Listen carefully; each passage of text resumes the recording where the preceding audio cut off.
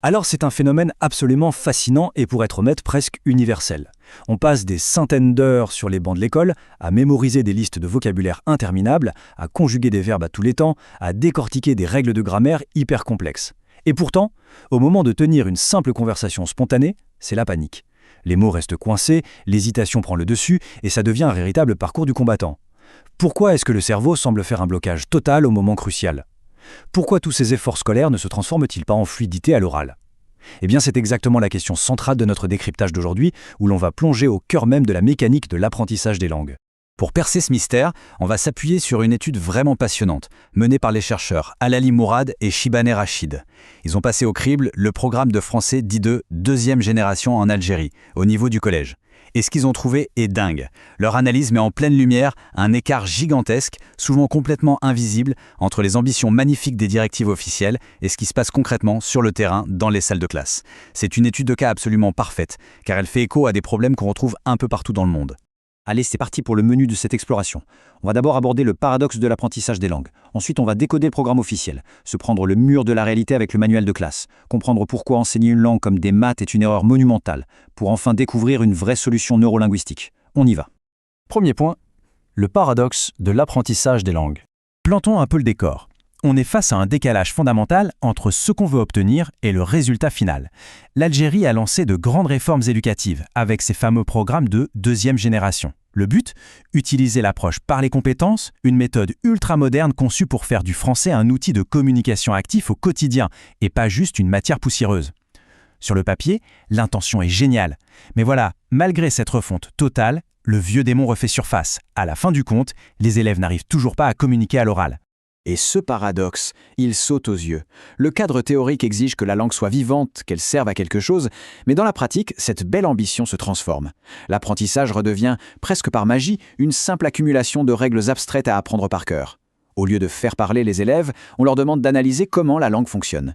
Bref, l'outil de communication redevient un objet d'étude stérile et les apprenants se retrouvent incapables de l'utiliser dans la vraie vie. Passons au deuxième point, décoder le programme officiel. Alors pour comprendre comment un tel dérapage est possible, il faut regarder ce que le gouvernement demande officiellement. C'est ce qu'ont fait les chercheurs avec un logiciel d'analyse lexicométrique. Ce qu'on voit à l'écran, c'est la classification hiérarchique du texte officiel. C'est fascinant de voir comment l'algorithme regroupe les mots les plus utilisés. Les données montrent une obsession absolue pour certains termes. Dans la classe 2, qui est vraiment la colonne vertébrale du document, les mots stars sont élèves et évaluation. Le texte est littéralement focalisé sur l'idée de mettre l'élève au centre de tout et de mesurer ses compétences en situation réelle. Et ce réseau lexical illustre brillamment cette fameuse attente théorique. Regardez bien, le mot « élève » est au centre de la galaxie, il aspire tout. Il est connecté à des concepts forts comme situation, problème et intégration. Sur le papier, c'est sublime. L'apprenant y est décrit comme un véritable acteur social, quelqu'un qui jongle avec la langue pour s'adapter à des situations authentiques et résoudre des problèmes du quotidien. Donc en gros, si on s'en tient uniquement au texte officiel, c'est un modèle de pédagogie hyper progressiste. Le message est clair, on veut un apprentissage centré sur l'étudiant, axé sur la résolution de vrais problèmes et la communication active. Tout semble parfaitement aligné pour former des locuteurs à l'aise et confiants. Troisième point, et c'est là que ça se corse, l'épreuve de la réalité du manuel.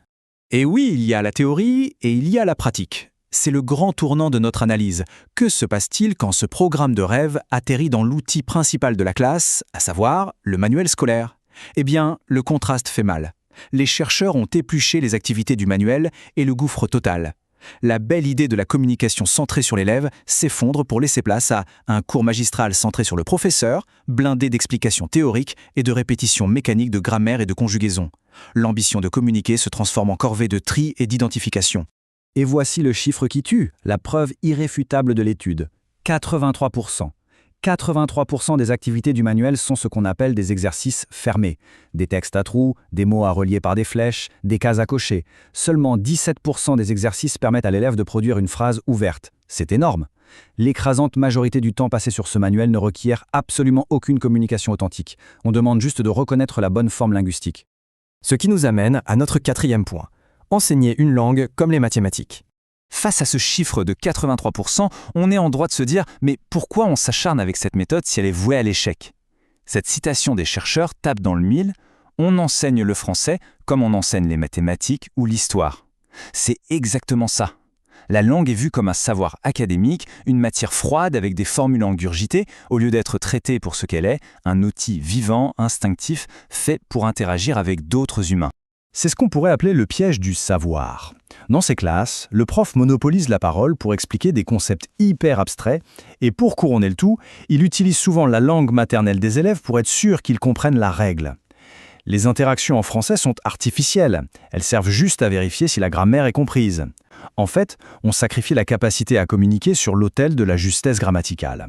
Et la faille de tout ce système, c'est cette croyance pédagogique totalement dépassée. On s'imagine que le savoir explicite, c'est-à-dire connaître les règles par cœur, va magiquement se transformer en savoir implicite, c'est-à-dire le réflexe de parler naturellement. C'est comme s'imaginer qu'en lisant et relisant le manuel technique d'un vélo, on allait savoir en faire du premier coup sans jamais monter sur la selle. Spoiler alerte, la recherche en linguistique prouve que ça ne marche pas du tout comme ça. 5e et dernière étape, une solution neurolinguistique. Alors si le par cœur ne fonctionne pas, que nous dit la science moderne? Eh bien, des données récentes en imagerie cérébrale ont révélé un truc fou. La grammaire écrite et la grammaire orale n'habitent pas du tout au même endroit dans notre cerveau. La grammaire écrite s'appuie sur un apprentissage conscient nourri par la lecture. Mais la grammaire de l'oral, celle qui permet de balancer une phrase spontanément au café, fait appel à une zone complètement différente. Elle nécessite un apprentissage inconscient qui ne s'acquiert que par une exposition orale massive. On ne peut donc littéralement pas enseigner les deux de la même manière. C'est exactement là qu'entre en scène l'approche neurolinguistique ou ANL. Cette approche, c'est le pont qui manquait entre nos bonnes intentions et la façon dont notre cerveau fonctionne vraiment. Plutôt que de disséquer la langue, l'ANL dit qu'il faut d'abord développer cette fameuse grammaire interne et inconsciente, car c'est le moteur indispensable pour parler de manière fluide et naturelle. Alors concrètement, comment on réécrit les règles? L'étude propose 3 étapes tirées de la neurodidactique. 1. Chaque cours doit impérativement commencer par une pratique orale intensive. 2. On installe la grammaire de façon implicite, par l'usage, bien avant de sortir les stylos pour écrire. Et 3. On crée de la vraie communication en abandonnant les textes artificiels et en demandant aux élèves de parler de leur propre vie. Et il y a une cerise sur le gâteau avec les neurosciences. Quand on demande à des apprenants de parler d'eux-mêmes, de raconter leurs anecdotes, ça active directement leur système limbique, le siège de nos émotions dans le cerveau. Cet engagement émotionnel fait chuter l'anxiété, booste le plaisir et surtout démultiplie la mémorisation de la langue. L'apprentissage devient personnel et donc impossible à oublier. Au final, tout ça nous amène à une question incontournable. Si la science nous prouve par A plus B que notre cerveau a besoin de communication authentique et d'oral pour intégrer une langue, pourquoi s'acharne-t-on à l'enseigner comme une équation mathématique froide et mécanique? N'est-il pas grand temps de faire table rase et de réécrire complètement les règles de nos classes de langue? Voilà un décryptage qui, espérons-le, donne sérieusement matière à repenser notre vision de l'éducation.